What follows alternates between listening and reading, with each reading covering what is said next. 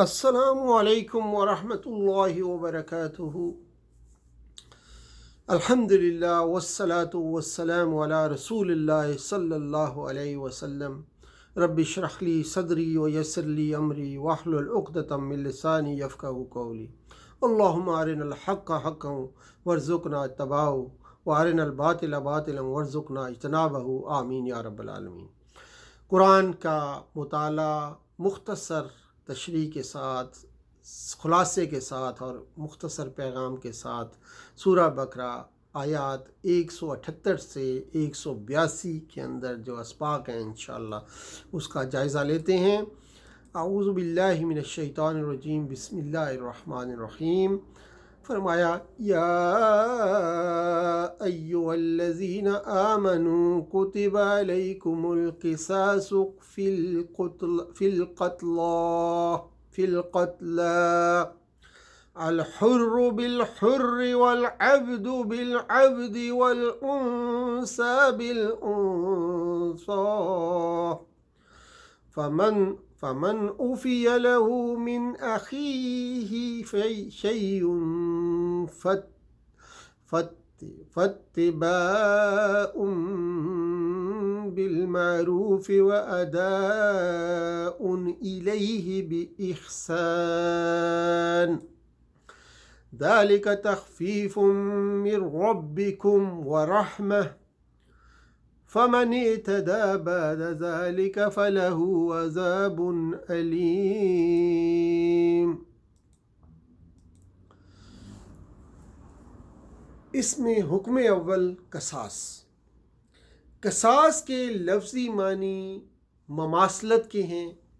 مراد یہ ہے کہ جتنا ظلم کسی نے کسی پر کیا اتنا ہی بدلہ لینا دوسرے کے لیے جائز ہے، اس سے زیادتی کرنا جائز نہیں ہے۔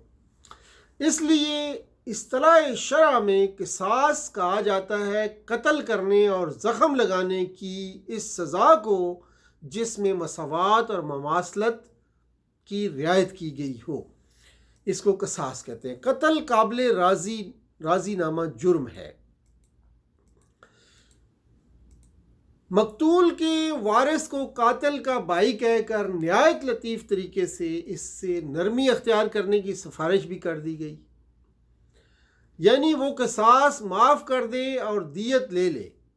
پچھلی امتوں میں سے یہود پر اللہ تعالیٰ نے قصاص فرض کیا تھا، ان میں عفو کا قانون بالکل نہیں تھا، اور نصارہ میں صرف عفو کا حکم تھا اور قصاص کا نہیں تھا۔ اس امت پر اللہ تعالیٰ نے آسانی اور مہربانی فرمائی اور دونوں باتوں کی اجازت دے دی۔ چنانچہ رسول اللہ صلی اللہ علیہ وآلہ وسلم نے فرمایا مقتول کے وارثوں کو دو باتوں میں سے ایک کا اختیار ہے، خواہ وہ فدیہ لے لیں یا قصاص۔ فاتباع بالمعروف سے مراد دیت کا مطالبہ ہے، ادا الیہ بإحسان سے مراد یہ ہے کہ قاتل کو بلا چوں چرا ادائیگی کر دینا چاہیے۔ وَلَكُمْ فِي الْقِصَاصِ حَیَاتٌ، یہ نہایت فصیح و بلیغ جملہ ہے جس پر عرب کے فصحاء اش اش کر اٹھے، کیونکہ اس مختصر سے جملے میں دریا کو کوزے میں بند کر دیا گیا ہے۔ یعنی قصاص بظاہر تو موت ہے، لیکن حقیقت میں پوری زندگی کا راز اسی میں مضمر ہے۔ عرب میں جو فصیح محاورہ استعمال ہوتا تھا، القتل انف القتل، یعنی قتل ہی سے مٹتا ہے، مگر فی القصاص حیات میں بدرجہ زیادہ لطافت، فصاحت اور بلاغت ہے۔ قصاص اور دیت کے چند ضروری مسائل دیکھ لیتے ہیں۔ قاتل کے لیے تین صورتیں ہیں، اول تو قصاص، دوسرا دیت اور تیسرا جو ہے معافی۔ کافر کے بدلے مسلم کو قتل نہ کیا جائے، یہ بخاری میں جو ہے مذکور ہے۔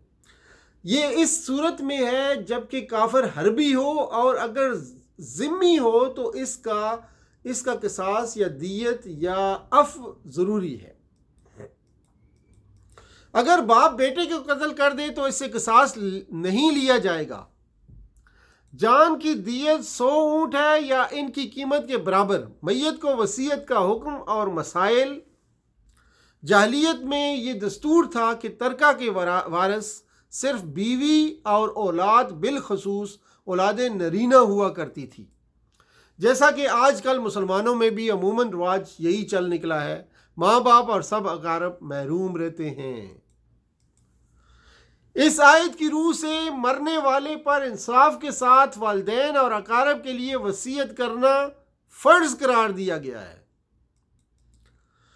بعد میں اللہ تعالیٰ نے آیت میراث میں والدین اور اقارب کے حصے خود ہی مقرر فرما دیے تو یہ آیت منسوخ ہو گئی اور وصیت صرف 1/3 ترکہ حصہ کے لیے رہ گئی۔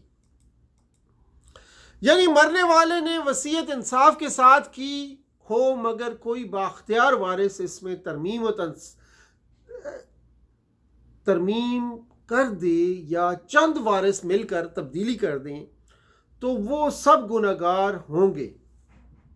ہاں اگر معلوم ہو جائے کہ مرنے والے نے وصیت کرنے میں غلطی کی، خواہ وہ دیدہ دانستہ تھی یا دانستہ یا کسی کی طرفداری کر گیا، تو اس میں وارثوں کے صلاح مشورے سے تبدیلی کی جا سکتی ہے، بلکہ ولی یا بااختیار وارث کو اس میں ترمیم ضرور کر دینا چاہیے۔